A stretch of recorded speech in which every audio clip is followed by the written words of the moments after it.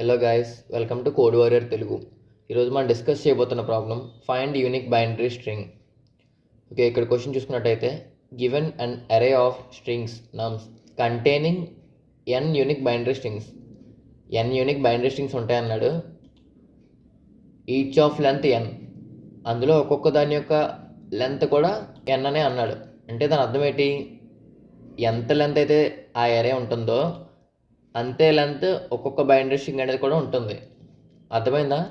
Next, return a binary string of length n అంటే ఏంటి? మనం అదే లెంత్ ఎన్ యొక్క బైనరీ స్ట్రింగ్ రిటర్న్ చేయాలి. That does not appear in nums అంటే ఇచ్చిన ఇన్పుట్ అరేలో మనం రిటర్న్ చేసే వాల్యూ అనేది ఉండకూడదు. If there are multiple answers you may return any of them అంటే దాని అర్థం ఏంటి? మనం నెంబర్ ఆఫ్ పాసిబిలిటీస్ చాలా ఎక్కువ ఉంటాయి, మనం అందులో ఏ పాసిబిలిటీ అన్నా తీసుకోవచ్చు, రిటర్న్ చేయొచ్చు. ఓకే, ఇప్పుడు ఎన్ అని ఒక వేరియబుల్ తీసుకొని లెంత్ ఆఫ్ నమ్స్ని ఎన్లో పెట్టుకుందాం. ఓకేనా? నెక్స్ట్ సెట్ తీసుకుందాం. సెట్ అనేది ఎందుకు తీసుకున్నామంటే లిస్ట్లోకి సెర్చ్ చేయాలంటే మనకి ఎక్కువ టైం తీసుకుంటుంది. వేరస్ కంపేర్ టు సెట్లో అనేది అంత టైం తీసుకోదు, ఎందుకంటే సెట్ అనేది ఒక ఆర్డర్డ్ వేలో ఉంటుంది. నెక్స్ట్ మెథడ్ రాసుకుందాం,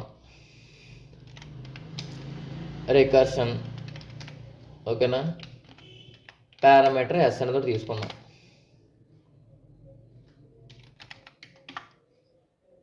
రికర్షన్ని కాల్ చేస్తున్నాం ఎంటీ స్ట్రింగ్తో. ఓకేనా?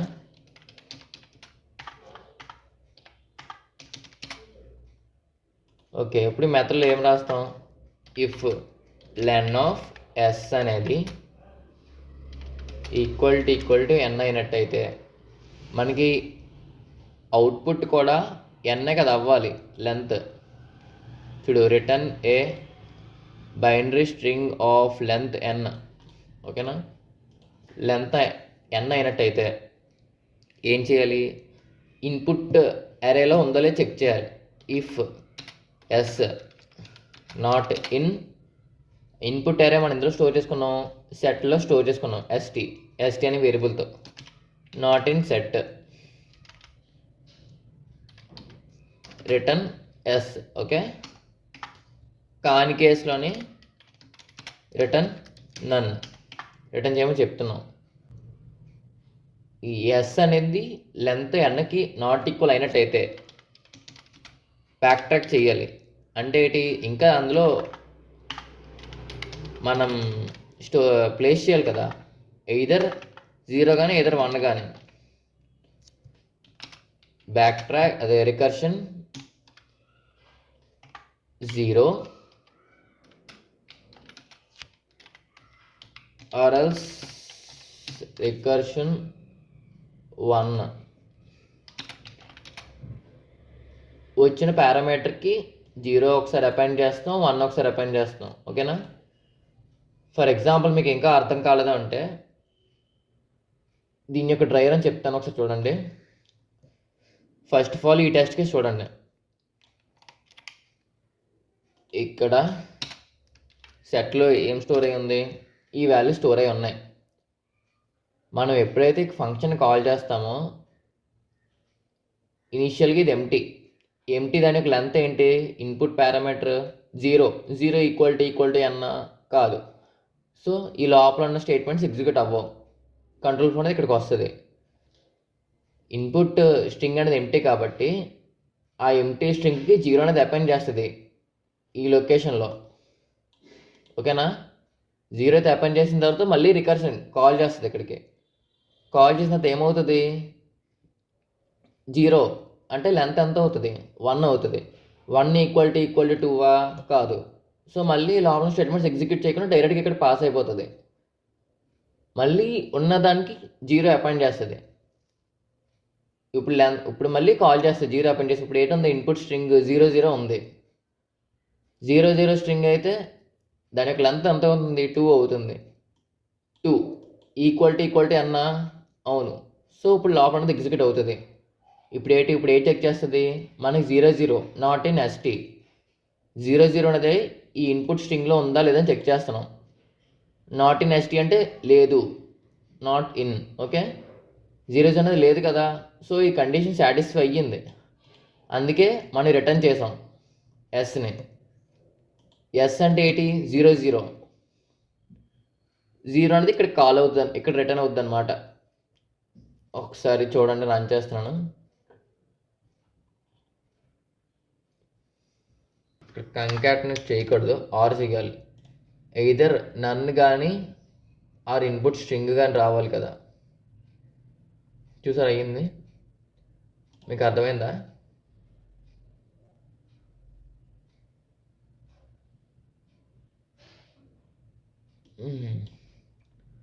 ఇన్పుట్ స్ట్రింగ్ అని చూసారా, 0 0 వచ్చింది. వేరాస్ ఇప్పుడు సెకండ్ టెస్ట్ కేసు చూసుకుందాం. ఇందులో 0 0 అనేది ఆల్రెడీ ఇన్పుట్ స్ట్రింగ్లో ఉంది.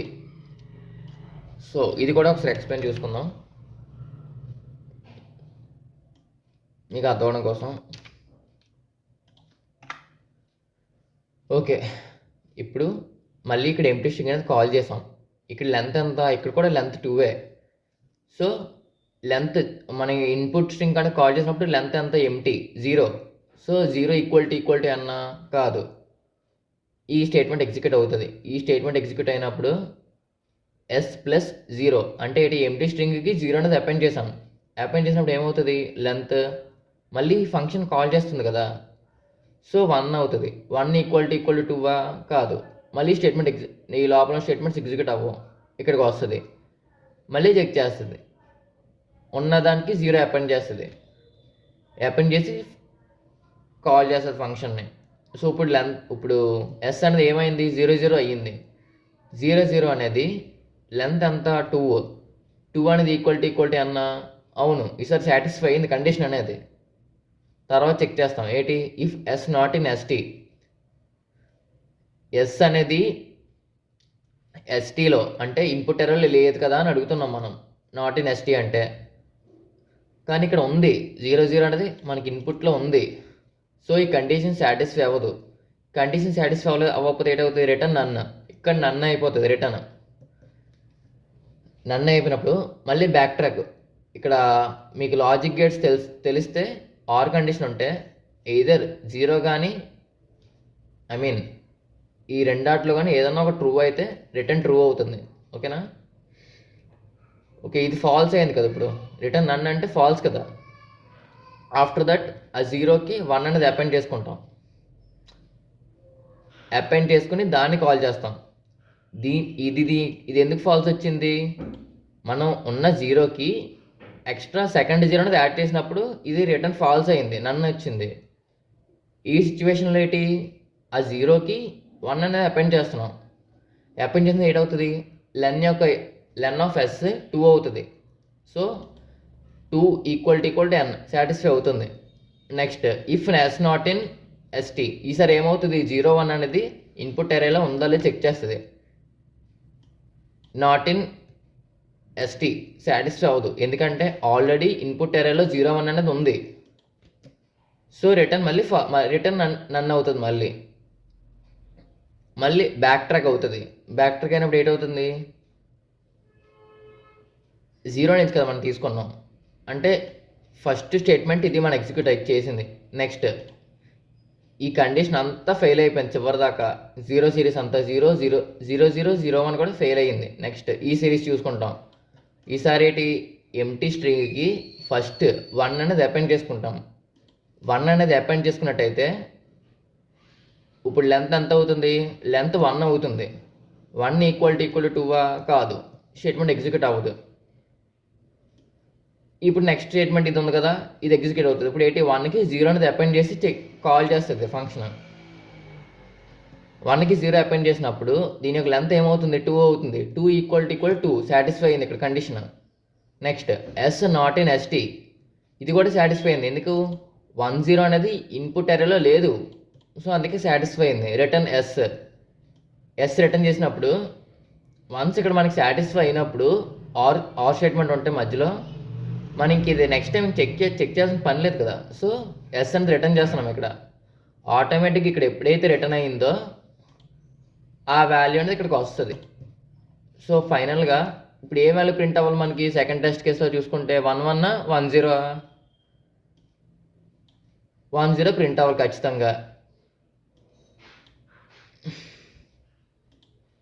ఓకేనా, అవుట్పుట్ 10. ఓకే, ఒకసారి సబ్మిట్ చేస్తున్నాను చూడండి కరెక్టా రాంగో.